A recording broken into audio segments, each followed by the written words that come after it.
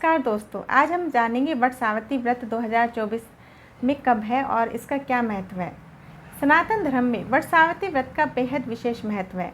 यह व्रत महिलाएं अपने पति की लंबी उम्र की कामना के लिए रखती हैं। इस दिन महिलाएं बरगद या वट वृक्ष की पूजा करती हैं। उत्तर भारत में यह त्यौहार पूरी श्रद्धा के साथ मनाया जाता है। इस बार वट सावित्री का व्रत 6 जून बृहस्पतिवार को रखा जाएगा। हिंदू पंचांग के अनुसार ज्येष्ठ माह के कृष्ण पक्ष की अमावस्या तिथि को वट सावित्री व्रत रखा जाता है। इस दिन शनि जयंती भी मनाई जाती है।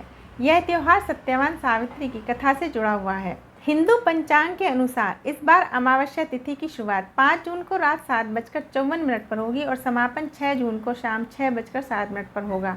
उदय तिथि के अनुसार इस बार वट सावित्री का व्रत 6 जून को ही रखा जाएगा।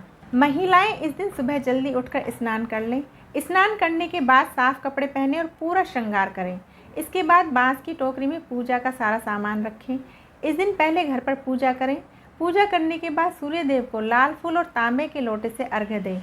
इसके बाद आपके घर के पास जो भी वट का पेड़ हो वहाँ जाएं, वट वृक्ष की जड़ पर जल चढ़ाएं। फिर देवी सावित्री को कपड़े और श्रृंगार का सामान अर्पित करें। इसके बाद वट वृक्ष को फूल और फल अर्पित करें। रोली से वट वृक्ष की 11 बार परिक्रमा करें और वट सावित्री की व्रत कथा सुनें। वट वृक्ष में ब्रह्मा, विष्णु, महेश त्रिदेवों का वास होता है।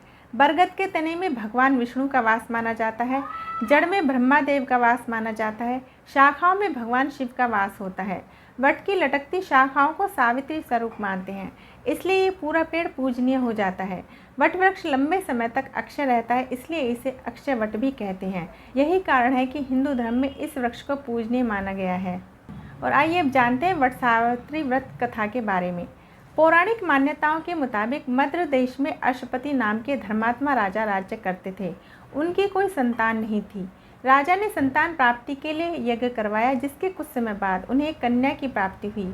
उसका नाम उन्होंने सावित्री रखा। विवाह योग्य होने पर सावित्री को वर खोजने के लिए कहा गया तो उसने धुमतसेन के पुत्र सत्यवान को पति रूप में वर्ण किया। यह बात जब नारद जी को मालूम हुई तो वो राजा अश्वपति से बोले कि सत्यवान अल्पायु है, 1 वर्ष बाद ही उनकी मृत्यु हो जाएगी। नारद जी की बात सुनकर उन्होंने पुत्री को समझाया, पर सावित्री सत्यवान को ही पति रूप में पाने के लिए अड़िग रही। सावित्री के दृढ़ रहने पर आखिर राजा अश्वपति ने सावित्री और सत्यवान का विवाह कर दिया। सावित्री सास ससुर और पति की सेवा में लगी रही।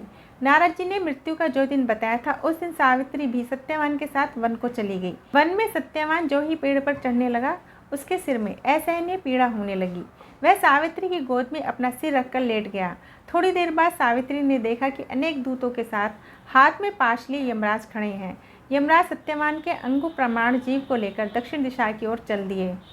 सावित्री को आते देख यमराज ने कहा, हे पति प्रायणे, जहाँ तक मनुष्य साथ दे सकता है तुमने अपने पति का साथ दे दिया, अब तुम लौट जाओ। सावित्री ने कहा, जहाँ तक मेरे पति जाएंगे वहाँ तक मुझे जाना चाहिए, यही सनातन सत्य है। यमराज ने सावित्री की धर्मपरायण वाणी सुनकर वर मांगने को कहा। सावित्री ने कहा, मेरे सास ससुर अंधे हैं, उन्हें नेत्र ज्योति दें। यमराज ने तथास्तु कहकर उसे लौट जाने को कहा, किंतु सावित्री उसी प्रकार यम के पीछे चलती रही। यमराज ने उससे पुनः वर मांगने को कहा। सावित्री ने वर मांगा, मेरे ससुर का खोया हुआ राज्य उन्हें वापस मिल जाए। यमराज ने तथास्तु कहकर उसे लौट जाने को कहा, परंतु सावित्री अड़िग रही। सावित्री के पति भक्ति व निष्ठा देखकर यमराज पिघल गए। उन्होंने एक और वर मांगने के लिए कहा। तब सावित्री ने वर मांगा, मैं सत्यवान के पुत्रों की माँ बनना चाहती हूँ, कृपा कर आप मुझे ये वरदान दें। सावित्री की पति भक्ति से प्रसन्न हो इस अंतिम वरदान को देते हुए यमराज ने सत्यवान को पाश से मुक्त कर दिया और अदृश्य हो गए।